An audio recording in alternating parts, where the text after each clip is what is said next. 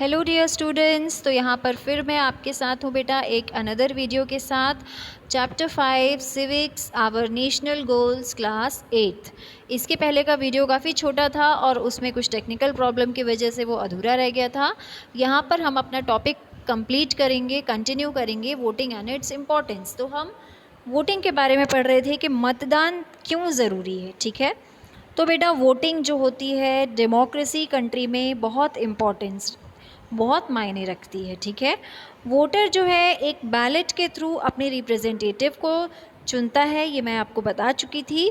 ठीक है, 16 general elections हमारे देश में होते हैं और हर एडल्ट सिटीज़न, ठीक है, जिनकी भी एज 18 प्लस है, जिनकी एज 18 साल से ऊपर की है, उनका अधिकार है वोट डालना और उनकी ड्यूटी भी है।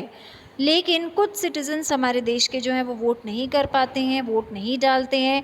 इसके बहुत सारे कारण हो सकते हैं। सबसे पहला कारण होता है बेटा इलिटरेसी। ठीक है, साक्षरता नहीं होना, अनएजुकेटेड होना।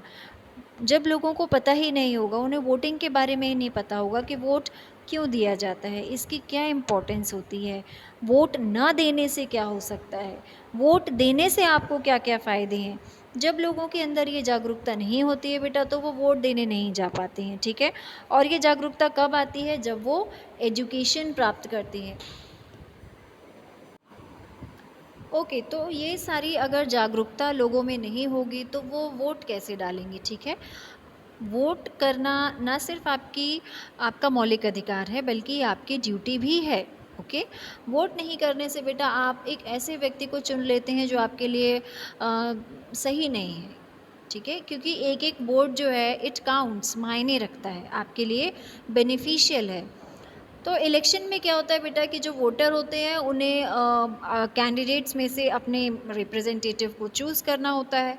ओके, तो कैसे चूज़ करेगा, उसे पता होना चाहिए ना कि मैं जिसे चूज़ कर रहा हूँ वो व्यक्ति सही है या नहीं है, वो पर्टिकुलर पर्सन गवर्नमेंट में जाने के लायक है या नहीं है, is he well educated, is he well efficient, क्या वो अच्छा है, क्या अगर मैं उसे चूज़ करता हूँ तो वो हमारे लिए काम करेगा। तो ये सारी चीज़ें कब होंगी? जब आप अवेयर होंगे। अवेयरनेस कैसे आएगी? एजुकेशन से, न्यूज़ पढ़ने से, इस इन टॉपिक्स पर आपको डिस्कशन करने से अवेयरनेस आएगी। At the time of election, the political parties declare their objectives and programs in their manifestos.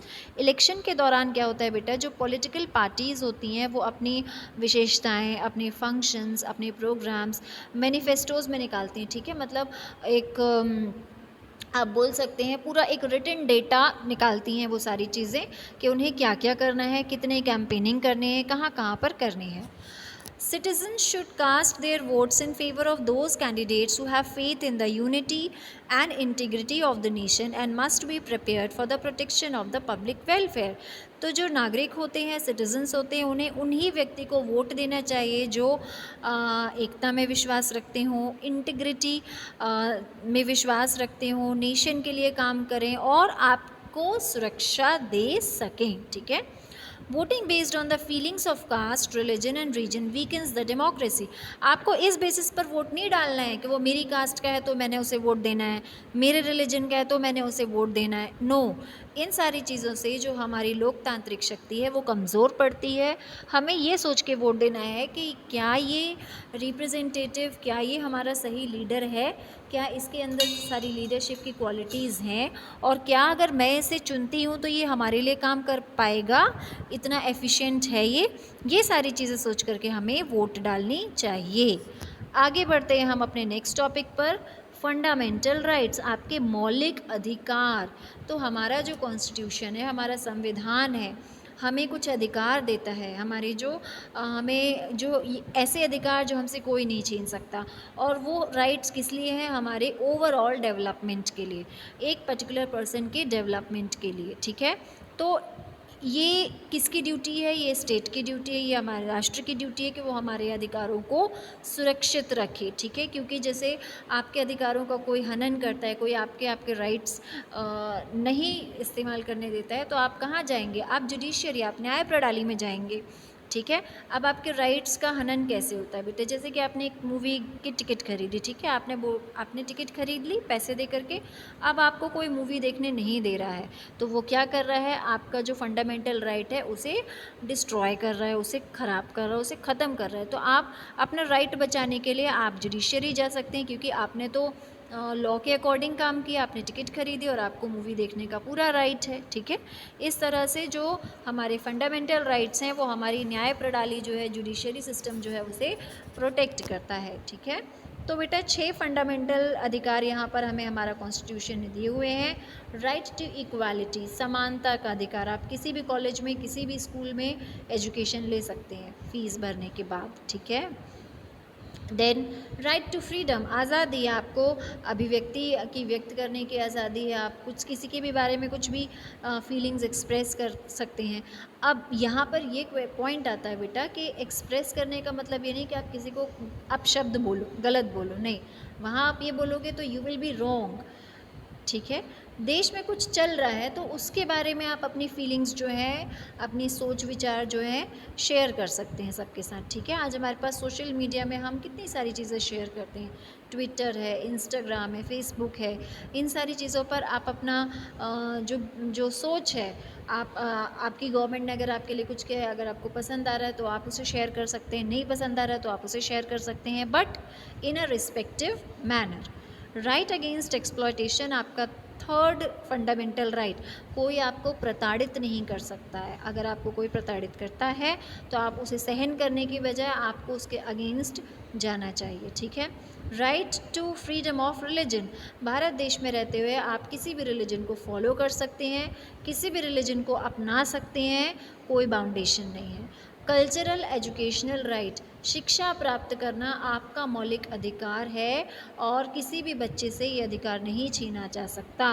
Constitutional remedies, जो भी आपको कॉन्स्टिट्यूशनल अधिकार मिले हैं आप उन्हें फुलफिल इंजॉय कर सकते हैं, ठीक है।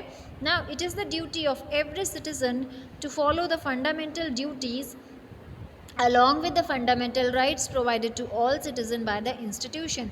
अब अगर आपको ये मौलिक अधिकार दिए हुए हैं तो इन्हें आपको इस्तेमाल करना है, साथ ही साथ कुछ आपकी जो ड्यूटीज़ हैं आपको वो भी फुलफिल करनी है, ठीक है। आप एक इतने बड़े डेमोक्रेटिक कंट्री में रहते हैं तो आपको अधिकारों के साथ साथ बेटा आपको जिम्मेदारियाँ भी मिलती हैं, ठीक है। अधिकार बस थोड़ी ना मिलेंगे कि राइट मिल गया, फ्रीडम मिल गया, नहीं, there are the duties also, उन ड्यूटीज़ को भी आपको फुलफ़िल करना पड़ेगा, ठीक है। So as we are conscious for our fundamental rights, हमें अपने फंडामेंटल ड्यूटीज़ के लिए भी रिस्पॉन्सिबल होना पड़ेगा अपने देश की प्रगति के लिए, ठीक है। कुछ फंडामेंटल ड्यूटीज़ यहाँ पर मेंशन्ड है, जैसे कि आपको कॉन्स्टिट्यूशन में जो भी लिखा हुआ है उसे फॉलो करना चाहिए, आइडियल्स के लिए रिस्पेक्ट शो करनी चाहिए, ठीक है। आपके जो नेशनल आइडियल्स हैं, नेशनल फ्लैग हो गया, नेशनल एंथम हो गया, इनकी रिस्पेक्ट करनी चाहिए। आपको अपने देश की सोवेरेंटी प्रोटेक्ट करनी, संप्रभुता मतलब आपके देश की ज़मीन पर कोई और पैर नहीं रख सकता, देश में एकता बनाए रखनी है, इंटीग्रिटी बनाए रखनी है। आपको अपने देश की जो है सेवा करनी चाहिए, देश का सम्मान करना चाहिए, और जब भी देश की सेवा करने का मौका मिले आपको करना चाहिए। सबके साथ मिलजुल कर रहना चाहिए, भाईचारा बना के रखना चाहिए। देश के प्रति जो प्यार है वो हर भावना से सबसे ऊपर होना चाहिए। आपके रिलीजन से पहले आपका देश है, भाषा से पहले आपका देश है, रीजन क्लास से भी पहले आपका देश आता है, ठीक है। तो ये सारी चीज़ें हैं, आपको बच्चे हों, विमेन हो, उनके लिए आपको रिस्पेक्ट होनी चाहिए, आपको आपके नेचुरल एनवायरनमेंट को प्रोटेक्ट करके रखना चाहिए, पब्लिक प्रॉपर्टी को आपको प्रोटेक्ट करना चाहिए।